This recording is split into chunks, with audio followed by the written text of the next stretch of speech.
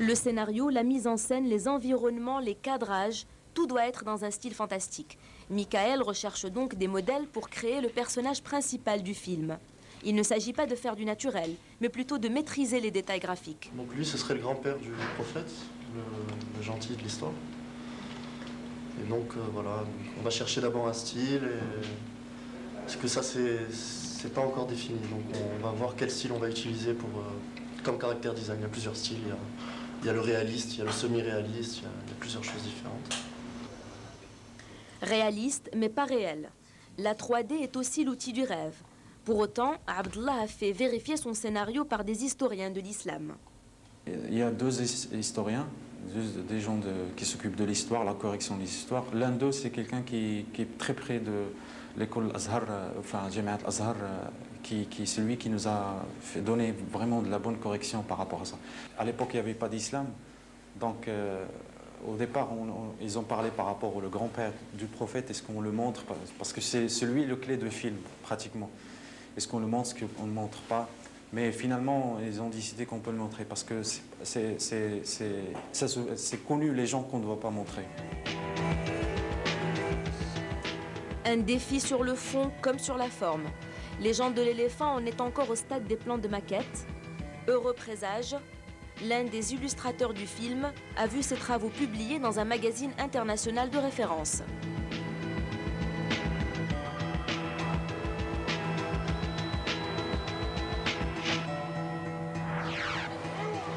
Une fois par semaine, Hamid Ben Ali fait le tour des magasins de jouets. Le directeur graphique d'Adam et Ramzi est constamment à la recherche d'idées, d'inspiration. Le jouet à la mode chez les bambins provient d'un film d'animation, Cars, du studio Disney. Je suis plus rapide que l'éclair. Je suis Flash McQueen. Aucun intérêt pour Hamid. Lui préfère des personnages moins marketing. C'est incroyable.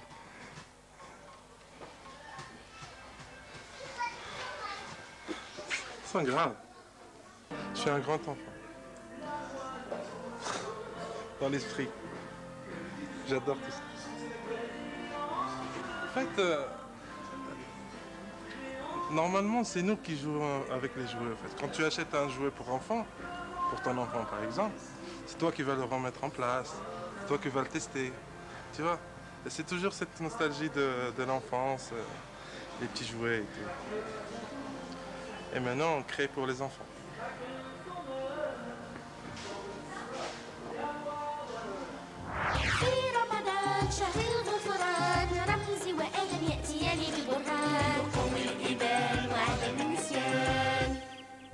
ابتعد عشان هيا ابتعد عن طريقي.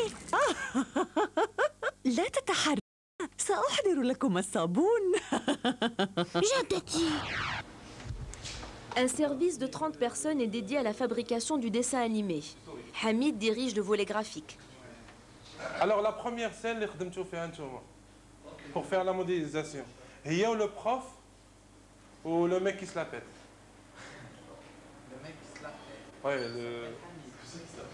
je sais pas comment il s'appelle. Le mec, il se croit le plus joli, le plus... Tu vois, même le regard et tout. Il a un regard un peu... Ouais, c'est moi. Regard espiègle ou cheveux en bataille, les couleurs et les formes reflètent le caractère du personnage. Une fois le visuel validé, une autre étape commence. On passe directement à la personne qui va faire la modélisation.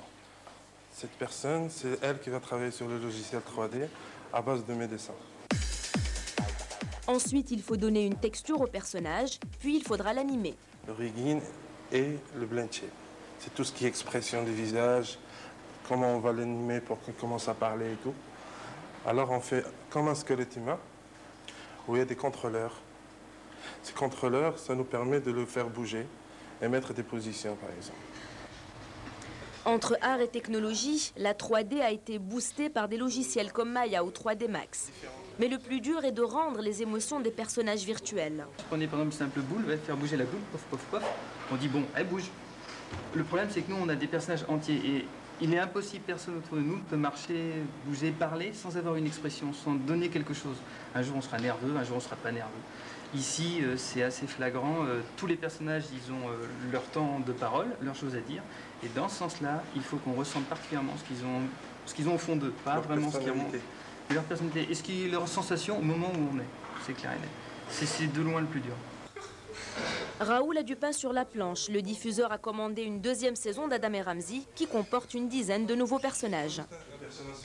La maman d'Adam et Ramzy, c'est elle. Formée en France, Evelyne a fait ses armes dans les dessins animés comme Titeuf. Il y a 6 ans, elle est arrivée au Maroc avec le concept de la série.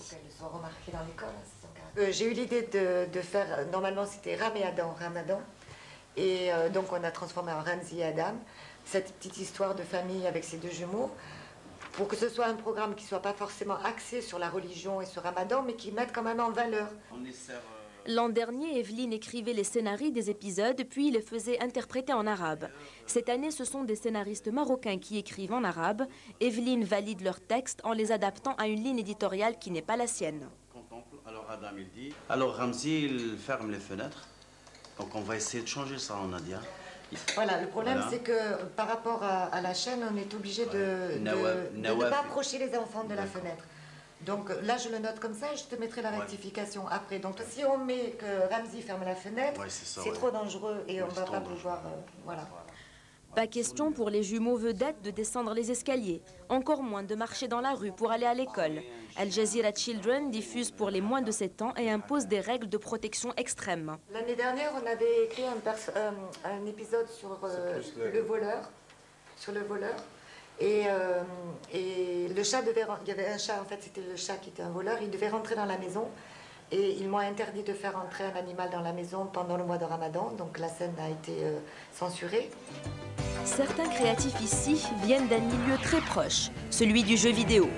Au Maroc, une seule société opère dans ce domaine, c'est Ubisoft, le 4e éditeur mondial, chiffre d'affaires 680 millions d'euros par an.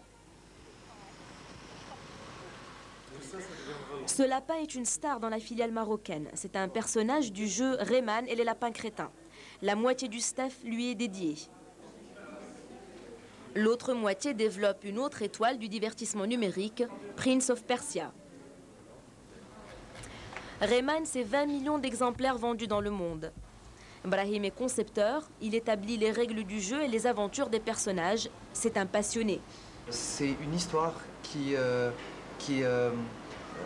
rassemble Rayman, un personnage très connu chez Ubisoft, aux lapins, qui sont une entité anti-héros qui veut détruire le monde, mais d'une façon drôle, parce qu'ils font des farces, etc., etc.